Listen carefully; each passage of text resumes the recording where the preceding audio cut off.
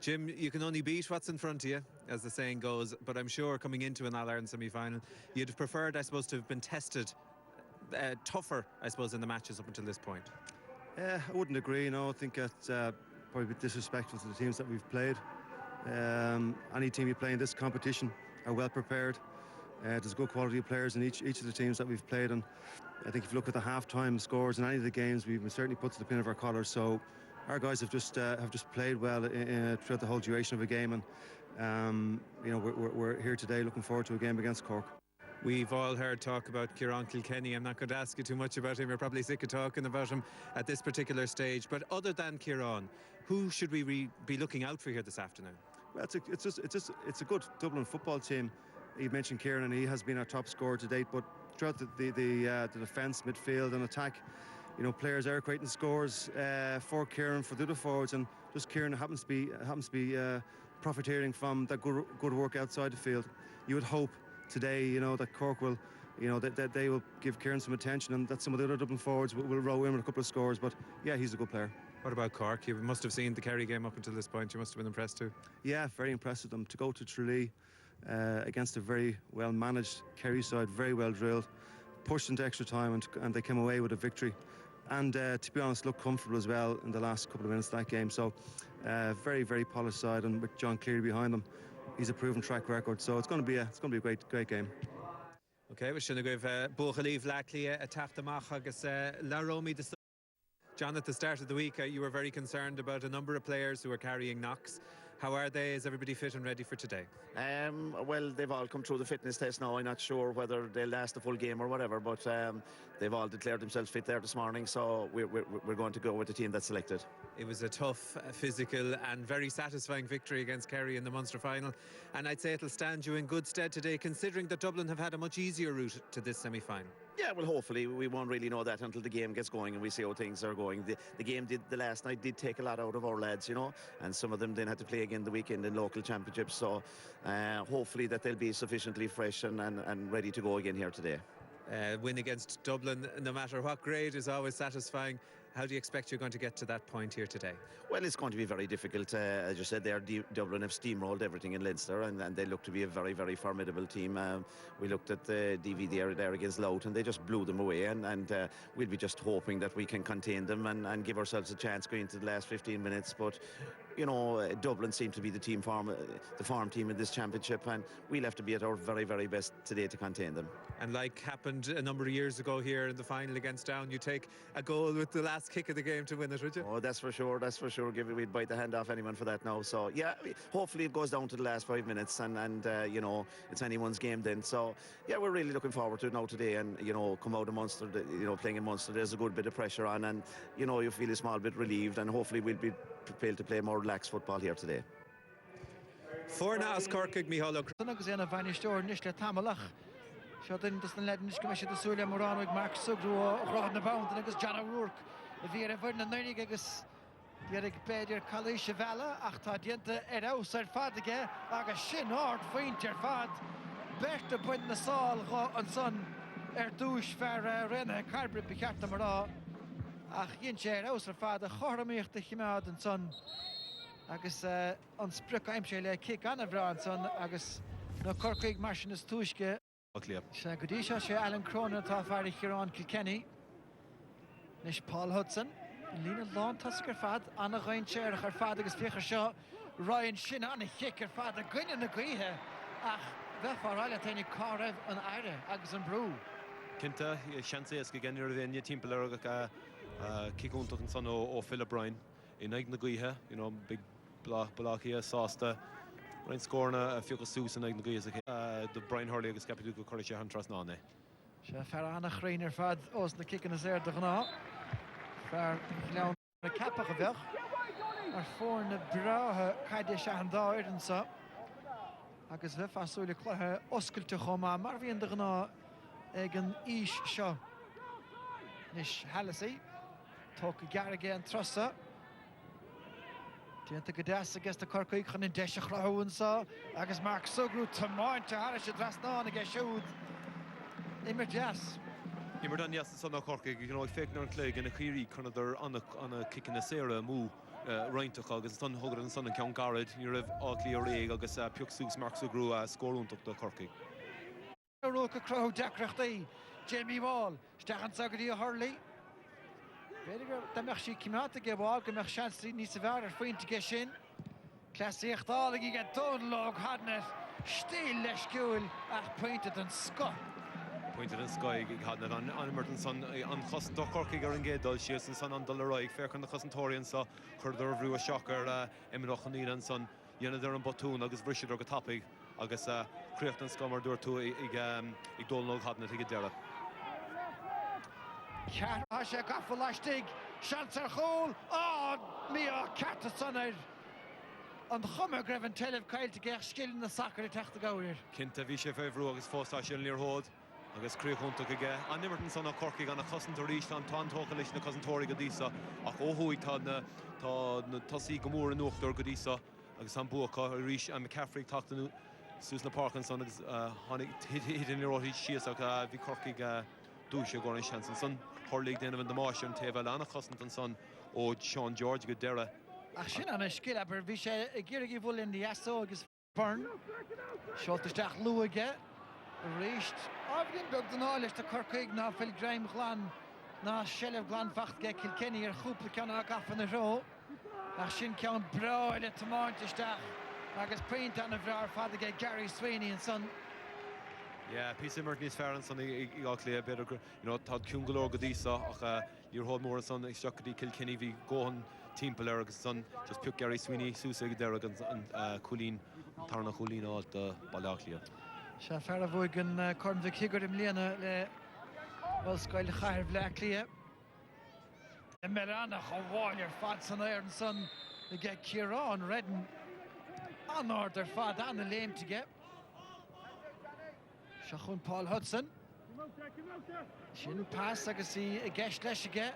Fachta an dréibh hail. Se seo an fear Lord Park i Daniel Byrne agus an ópót a bhaise bhchail peintí braga bleachlia agus í lánach an dá faointinis.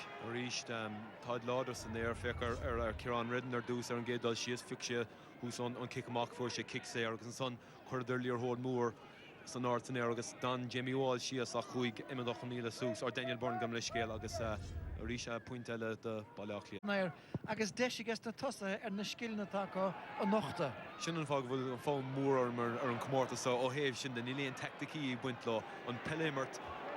Gary Sweeney nish deis get Blacklia, Shakari Hudson, a Barden sa. Tá sí méhan líanach tána dóg séite gan maltóir agus tá sé chun dul a gáir leis an muir cúil.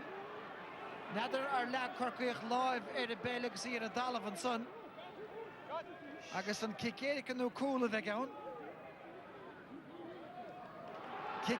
Creibh chunta lena bríd im léana agus a chail chluthe ceannis chlub na Lion chomag an dát a Corcaigh líne anna as réitíach go dtíon gaiid níor bhil de cheann meile centaibh agus sin áirt chúl. Yeah, stíl simúla an sonnig Philip Bryan ach críochúntaach aige níor bhéon seansig meile sa cúil fécar rí sé díreach aráigar agus críocht an scá agus so go sé tiltte ge mar bhí an pinós hí seansa agus bhí cúla chu rihré an son comá so stocha bhí an ó tar éis bheith cear a cholíní chun deirigh.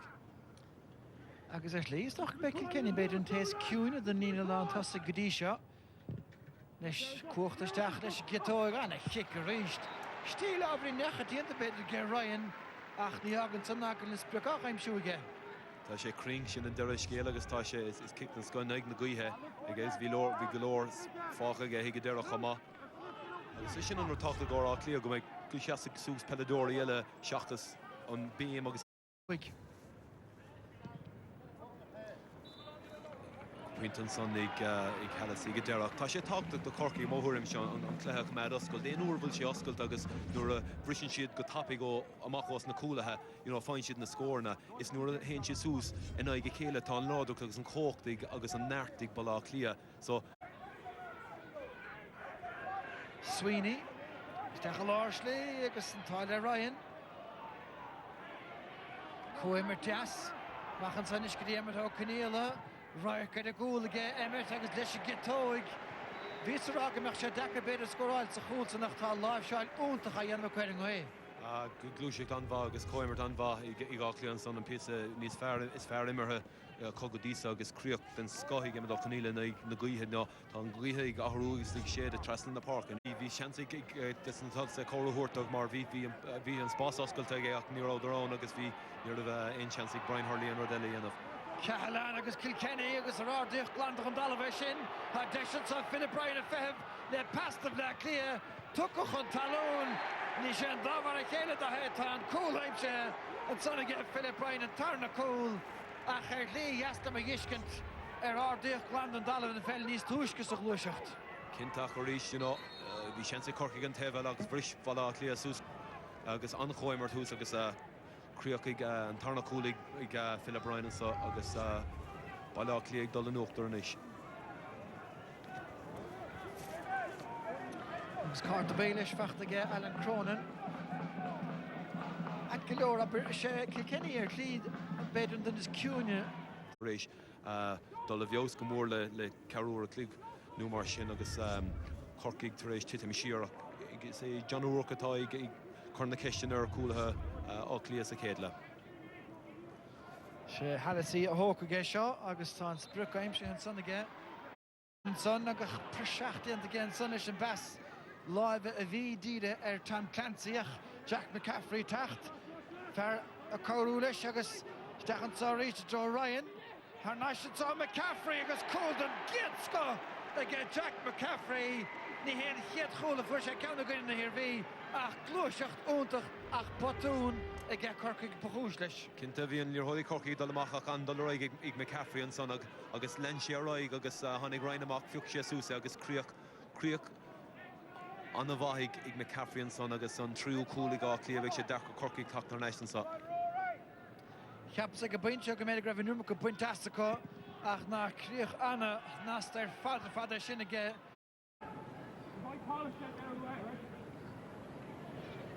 Se túirt fé faointe i dheolróch sin sa. Cic anna bhreá isteach a John Chúil, cic anna bhreá ar fad agus an chiad scór de Corcaigh sa tarna le. Céad scór de Corcaigh agus céad scór de Luke Hanley agus beidir go sé tácha dá chud bhnín chun dul roiig agus beidir an líorthód a lorg san ná immert agus chur. So ar farcí mhóra Ciarán Redna déanamh go maithan san. Siúthe inis deach ard a réist agus buite go maithan san ige Hudson san air agus na cosa tucha leis ige peinte anna neafaiseach ar fad ach an cosan tóirn san Well, ní ag mé greibh sin na staiciad a dalabhach a Hudson go maithas a ciún. Cinnte bhí dhéon Hudson anmh agus sin mór le feiscin de gá clíon tá an láidir san éir bhí Sean George na cúla sa chéadle. Sa chéile sa rása. Cinnte agus is imrád an scothaí agus rí sin caméla Jimmy Wall bhí gortúí chur seachar tuachta seachar an clá agus ní sé ar a hénig. Ciarán Kilkenny an san agus tá 5 an san aige Cronin sa bhéidir snafaléan bhreithe gur Kilkenny san éir. No ní léon bhreach go ríist áchlí a féchar Kilkenny hús an éir néidir hangtimer dúirt den éigen san fá péirlaín na seachtain agus anna láidir agus críochúntaach agus bailachlí go mór san uachtar ag an trá seo. Nach cé cúla maithan san buirt agus na cosantóirí fós ige Corcaigh mátá agus ceann mór ard ige Canlí agus tá bratbán ard a heistigh is fear an áfaic. Cinnte beidh bailachlí sásta cúlína thuirt sús bhí Corcaigh géirí dul roiig chun cúláil le móthúrimse ach bhrisead ar sús an immert agus dhéon Canlí go maith go deir agus thug sé faointe go 10 ach beidh anna chosantá ó lá cílí go nóm céine. Nis Nis Georg Corcaigh sé leh ceir méte sé seo ó Rúr Costáiliam ile fiása aige agus peint anna bhreá ar fad aige ó Rúr an san.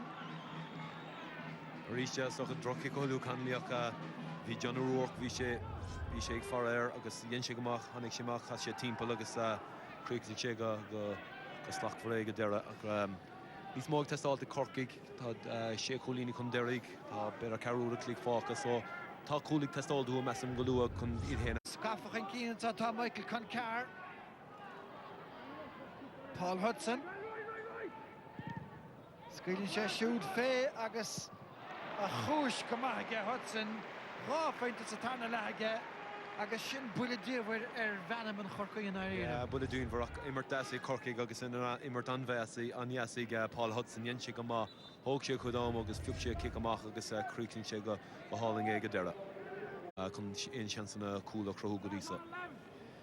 Philip Bryan an de bheile agus gur an ála béidir pe cúisitá leis chur isteach air sin Hurley agus count a faointí an léon sanna ge Hurley ort scór fad. Art score óilen an the Eckert díreach amach ó scór an econ taobh lína agus kicked an scoigh Brian Hurley. Níos móda sin ag tastáilta chu. sé le Ryan inis leis deisintá ge Maguire bhfuil de fé jou a gcecht an ré cáú sin son agus scór an Essen san ge Paul Maguire fearnéh Jude. Críoch an desan san ag Maguire le nua tará tar éis teachta seach a ríise sé Philip Bryan a bhí a measc an immerton son a ríis is a ríis tá sé I gimach go hanmhaithe nuamh agus fiúg sé amach. Dan McCowan take amachchan in count sa hágandach. Cá sé túirt fé bháid agus róchóngrucht an bhearbhí tógan in chic sair. Cinnta beidir go raibh an cartaigh an réiteóir nuair son. Big John Cleary le ceangal aber ní kick sair sin cinn tú ró vinnicach tá an rial leann agus rial cuiseach panúsach a sé. Philip Bryan in the score now I'm sure get Ryan Satana le a bhí sa chéad leach fósbuchail tá tena chur nach beag aige chúrsaí.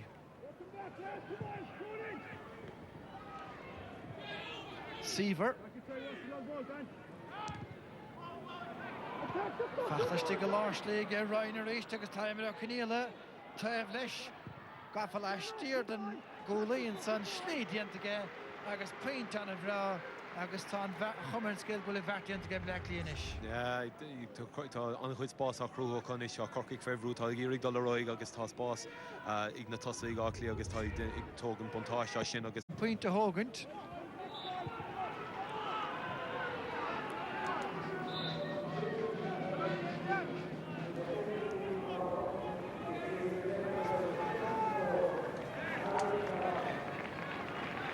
Anna the force and the eile harnáis sa tarna le. Sin agus tá dúréis an jobí ana bhhéh sin den ní. Sa tarna le seo tá John O'Rourke ceart go leor Tránán a cruig de súdach an chumar scéal go bhfuil déile déanta ge Corcaigh go ríist ag an máta lechanis sa chréibh sa febblion is fethead Dan McCowan a hamáitisteach Pointe deasaige ach take buile beag díanach a dtíar. Point anna yes Quint kick alling ag Dan McCowan ach mar dúirtú meas go roihéanach Dan McCowan níos taréis túnchar mór a dhéanamh néacróthaíomh tata seach ag lehom. Mar sin cuaigín de faointí a scarát na bhórne a láir na thuaide i gceith Ciarán Kilkenny. Fiachar seo ó Higgins istí gan an ghair da. Trast an na parke imra cníal a fnacht le pásach Philip Bryan chun an bhlíála chuir an tasbátas a go hénig dó tríis istáile me ge lecht na himara. Ja, rísin limar an cliste dan sé ciúna ag $1 agus just cheasí amach go deire agus fi sé sús peséasca agus críoch an nías go deire. So tá trí amat am cuid cortaile chuirlis an leabhardach ligad sa. Agus go garid an éis beag seansa going leart le leach na himmartha ní fadahing in isis tá sé techt agus an sa taobhling Philly Ryan agus tá Ken Hanami an seo ar cean Cadbury's agus cóhardachas mar sin Philly cóhardachas tá sibh trí go dtín lethe canis agus áir tá spántas ag blacklí inniuh. Se another chluthe an déana going amach sin an áid Corcaigh agus tá an downaring feicn ráid chuig an clé canis se gáiseachtain. Agus gá chúla go tain? Tá áthas go pásanta ach is an fearnar fád bhí si go húntaach. Nuair thugtún kick Erica ar fiúchtú an spotta sin dúirtú tá chun é chuirann sin mar bhí an cúlbar an gardo. Se bhí sé bhí tá an táir ach tá sin má taobh an sfearlam. Okay, so tá an rúna maith gur an cléthe canis sin leis. No penalties an taobh sin. Turn my account to Clay Canish to Kieran Nader. Aberlum, dúirt Jim Gavin ling riven cléthe hí gachtain é caint faoi Kieran Kilkenny agus dúirt sé is cuma faoi Kieran Kilkenny má tá Berta Markle Kieran Kilkenny beag seansaigh feartaobh leis fuórtas of the hands, hogue to the hands 2-3 tránóna has sé sin arás. Tá bhfuil tá ceart ag Jim Magoni agus is imór an scoil Kieran tá is a gachtain é sin ach an rud is fearr faoi I bríonn sé den fern sin rud is fearr faoi. Tá sibh an láidir. Bhí mé féchantar a bh náirt fisiciúla tá ag an uirinse. Tá conditioning uafásach tenta goibh is Se chag mé buchas ráil Dan agus Cillian an bhirt fearr oibríonn le fisiciúling. Tá sé anna háach nach bhfuil. I mean, tá an rééis sin de peladóí dasnéta agus mar sin de imethe is stolam. Tá another clé nu aimsre inis. Okay. Fechan raige dín cléthe canis an cábhán nuras cumán gan fórna bheith i casarí chéile Lungfurt I gceann leabhar a cléig is cuma livas tócha cé thugann sé bhaigartha. Is neam seo den bléin tá gachfern gomátaring. Cógáirdagus leat gur míle agus bhí as leirling in sa tróna neomh sin na gcuibh mar sin léachta him that. Bhí sé sin gohúntar, it was a great day at the office. You spoke to us beforehand about other guys stepping up to the plate. I think you got your answer today. Absolutely, yeah. They're very focused and dedicated bunch of guys, and we knew that Kieran was on a roll, but they knew themselves that other guys had to step up to the mark, and they did today, which is great. Having come into the game, Jim, without being... OK, you can say you were tested, but I suppose our way of looking at it is that you weren't going to get a test that was as physically and in any way as tough a test as you were going to get from Cork today. Were you concerned at all that maybe your team wouldn't be able to fare the way that they did? I wasn't concerned. I mean, we've played Cork down through the years, and we have a fantastic relationship with Cork and challenge games and whatnot, so we know each other quite well, and they are a physical, strong side, populated with some extremely good footballers, so the further you go into competition, the harder the games are going to get. So we knew it was going to be a big test. You speak about physicality. That Dublin team is absolutely awesome. The strength of some of these guys, only one or two of them, I was looking at him, somebody told me he's only a year out of minor. I mean, the whole thing about the conditioning and the strength that a lot of these guys have to build, it's really part of the process now, isn't it, for young fellas? It certainly is. It is part of the process. It's all credit to the county board, to the clubs who have bought into the development squad concept, and over the last couple of years the county has got the fruits of that good work done in the clubs and the schools down through the years. So, but for me, it's a game that we had to win into a final now, and another job to be done in 2 weeks' time. That physicality, Jim, is that part of it? Is it difficult to get that balance between having fellas who are good footballers and physically strong enough to be able to charge through as they did a lot of the time here today? Well, I think every team now in inter-county is doing conditioning work. That's a given. But the work that we do on the field, our practice work, is all done with the ball. So, of course, there's a balance, and you need to work on all those ball skills, particularly on the field with the guys. It'll take some team to stop you now in the final. Well, whoever we play, obviously we haven't taken our eye off the ball yet. Be it Cavan, who have they've won the last 2 Ulster titles, beaten Tyrone in both of those finals. Roscommon have a lot of guys from 2009 roaring ahead. They've beaten Mayo on many occasions, and I consider Mayo a good 21 team. So, no matter who we play in the final, it's going to be a tough game. All right. Good night, Latin, Gleha Canish and Garina Magat, Jim Gavin. Good Magat. All right. Fair play to you. Sinead